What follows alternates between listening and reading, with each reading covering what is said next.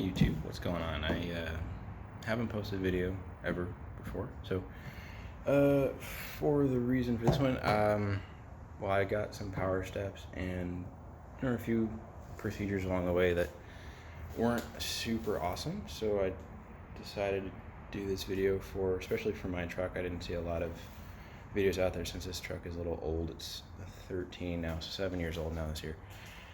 So I thought I'd do a video for that one, since the OEM steps I wasn't really happy with. They were the chrome sort of oval steps with the plastic plate insert on top, and those kept cracking. I think I went through 3 of those and I got really tired of them, so went for the AMP PowerSteps, which is what we're going to be doing today. We're going to go over sort of the install process I had, how long it took, which that was about 10 hours if you count sort of the extra time involved with the lighting that I did.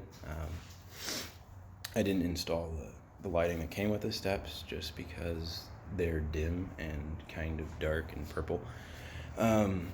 Thank you to Bam Cunningham, link to his channel below.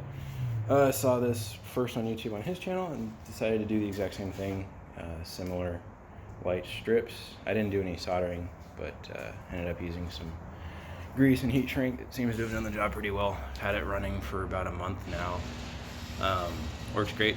I used a few other things to keep the lights secure. I'll show you that. But let's get started.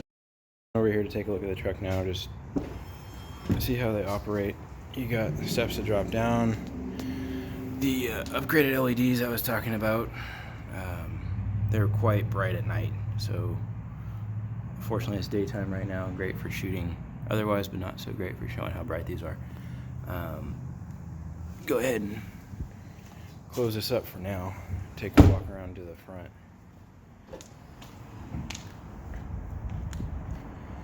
Essentially, I just have it hooked up here, put some dielectric grease on there, lots of it. I've also got a cable here for some bed lights that I installed, which will be in a separate video coming out pretty shortly here. So one of the things for a 2013 that was not super easy and obvious was the don't buy the, if you have a 13 like I do, don't buy the $80, whatever it is, plug-in wiring harness for the OBD II port, because it won't work. They say you have to run the wiring through the door. That just, at least for this truck, wasn't true. You're able to pop this guy off here and actually run the wiring through here. I think you may be able to get away without taking this off. I ended up taking this piece off down here. It just pops up. This guy, the clips were a little bit more stubborn there, but I did get them off and ended up snaking this brown and white wire through. Well, I didn't have to snake it because I got this off. I just ran it through, but if you don't take this off, you might be able to snake it through in here. The problem was finding the correct wire to tap into. I ended up finding it. It is, I can't remember which color it was, to be honest with you, but it was like 2 months ago. It was one of these bundles. It goes, if you take a look at the OBD II port, which we can do right now, you can just kind of trace it from where it comes out of the OBD II all the way over to there, and that'll sort of help you in terms of which wiring harness you need to access. Let's see. Alright, over here now we're coming up to the OBD II port. There's a great close-up of my brake pedal. Right. So you can kind of see, here we go,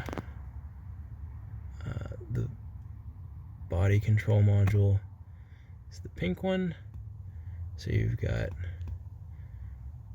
white and black, gray and black, blue, light blue, yellow.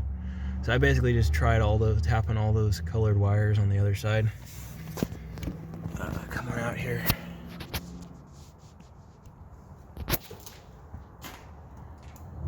Come around to the other side. And you can see in here ended up tapping. Let's take some of this tape off real quick for you guys. Okay, so it looks like we tapped the tan and white wire. Don't need that. It looks quite secure. So if you have a 13 Chevy Silverado, you're going to look for the tan and white wire coming out of this top port here. And when you're all done, this one is just like the easiest thing to clip on and off. You can do that all day long. Doesn't seem to damage it at all. Again, when you're done with that, put this back. Put this back. They'll kind of snap in pretty easily. These trucks definitely were made to come apart easily, which, you know, some of you Ford people might be saying cheaply. Fortunately, I haven't had any mechanical issues. Anywho, we're gonna hop under here, show you where that wire came through. There is a rubber grommet already built in to the truck, or a plastic grommet here. So I didn't actually drill through the underside of the truck in the metal like it tells you to in the instructions. I really didn't want to do that, so ended up avoiding that nicely there. Ran this extra unneeded lighting thing up in this hole here. I just tucked it away there. The LED light strips here are on Amazon. It was like 20 bucks for the whole set. Really cheap, but really nice. It is a IP67 waterproof rating. They've got a black ridge, I don't know if you can see it here, black plastic side, so it keeps the light from shining out the sides when you open the door. It's kind of a nice feature. Another reason why I put them on here. I ended up using the wiring harness from the motor in the back there. Hop on up. And then if you're asking how I sealed the wire coming up through the plastic grommet, I ended up using some of this stuff. It was really nice. Went to Home Depot. It was like $5 or $6, something like that. Loctite, clear silicone, waterproof. Put a huge bead of that, top and bottom. Come back over here and show you where it came out underneath. You just pull the carpet back under this guy. You pull this up, and the carpet comes up pretty easily. Again, trucks were kind of made to come apart, so you just fill that in, let it dry for a little bit, put the carpet back on top. Let's see. So once you did all that, you have your wiring harness up top here. They give you this kind of two-piece thing. You got this big old computer here, the power coming from the battery with the 30 amp fuse, and this guy straight to the battery here, and this other thing coming off of that harness straight over. I ended up just dropping it down the wheel well there, kind of following that line. It wasn't hard at all. Just kind of shoved the whole thing through. Took about 2 minutes. Again, you can kind of see it here. Came down, dropped it through just to the right of the steering column there, and down the frame rails. Zip tied them underneath. Come down here and show you that.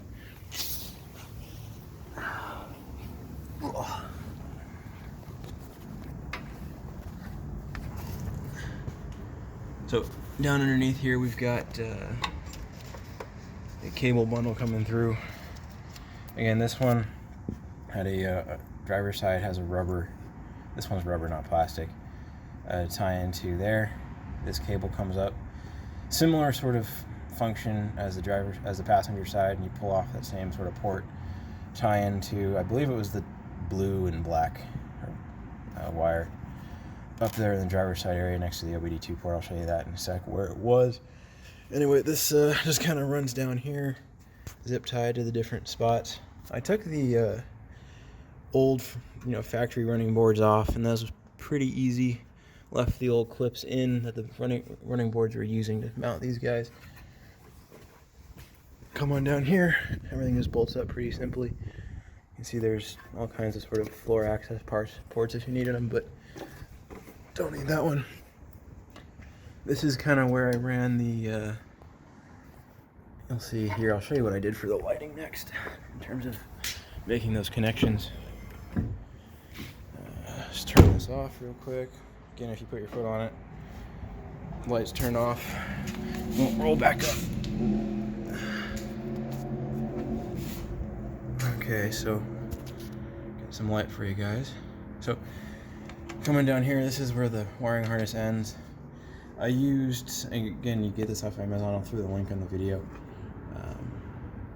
That is a heat shrink plastic. I did it for each individual wire and then put a bigger one over both just to seal it all up. It's got glue on the inside, shrinks up nice and tight, makes it waterproof. Again, I'd recommend just hopping down to AutoZone or something, picking up some dielectric grease, keep it corrosion free. Had a little extra lead cable here, so I tied it off. I ran it down here. This is kind of the IP67 casing. You can cut this, but waterproofing it again at the cut end is up to you. I would recommend that Loctite stuff, but a big old gap like this may not work if you had to fill that in. But what I did do was to bond it to the truck here on the underside was went to AutoZone and got some 3M molding tape, 1/2 inch diameter, or 1/2 inch width rather. Ran it all the way down. This particular strip here is, let's get this to focus, 60 inches long. So I just got a 15-foot roll, ran it all the way down. Another reason I went with this, besides the fact that it's got this black siding on it here to keep the light from shooting out to the sides, I just wanted it to kind of be straight down, be a little cleaner.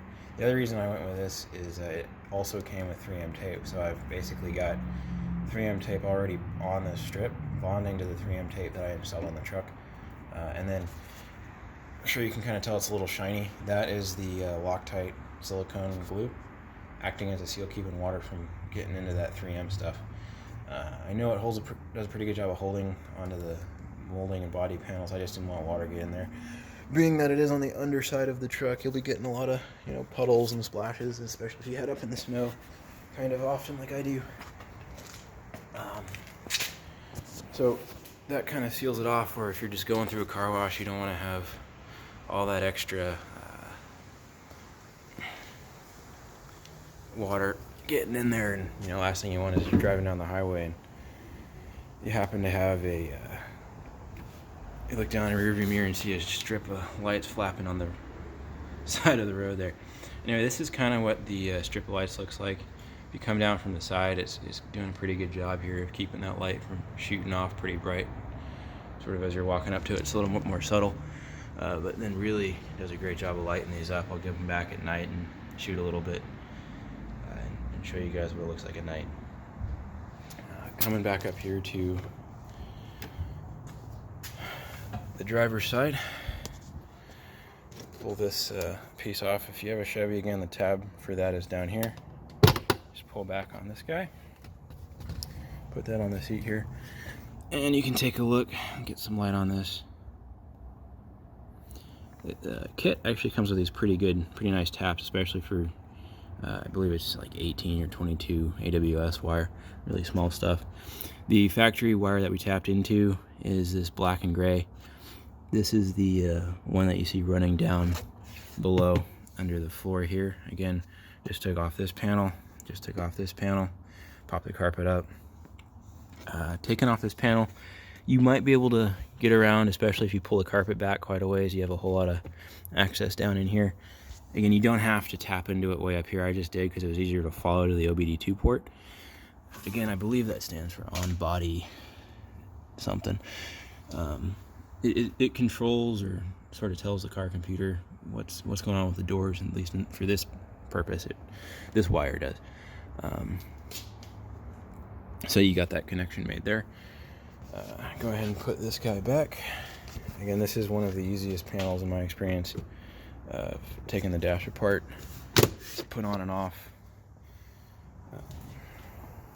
So pretty happy with how it turned out.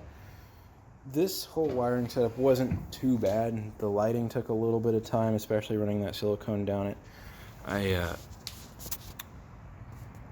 didn't want to have, really my biggest fear was having that leak, or just, leaks developing underneath, so I didn't want to have that. But as you can see with the black truck and the black steps, especially if you stand up in a way, you really can't see it unless you're looking pretty close, it's there. Very seamless. Overall, really happy with it. I'll come back at night and show you guys what it looks like, sort of with the real glow effect. In terms of connecting it to the battery, I could have gone here, chose to goes straight to the positive terminal. If I need a new battery, I might change that setup, considering I've got these 2 ports that are just kind of empty. And that way I don't have to fiddle with them when I do have new batteries in the future. But I don't think I can be bothered to adjust that now. So guys, that's pretty much a run around overall review of the install process. I'm sure it made it look pretty fast and straightforward. It took a while trying to figure out faff about with the wires, especially on the passenger side. The instructions that came with the kit didn't match in terms of wire coloring, the wire that I actually needed to tap. So for a while I was getting, the step not responding to anything. It would just drop down and stay down. It was an effective tapping the wrong wire. Anywho, we'll come back at night and show you guys what it looks like. And just like that, guys, we're back and it is night. So let's go take a look at the truck. Much cooler in the night with the lights on. And that is pretty much how it looks at night. So you can see the the LED strip isn't really blasting light out sideways. You can kind of see where the lights are, but I had a strip on here before that I didn't like because it didn't have little black side mounts, and it was really bright approaching it from the side. So this makes it much more subtle. You really illuminate the step way better than anything that is supplied with the kit. So take a look at the front and the other side.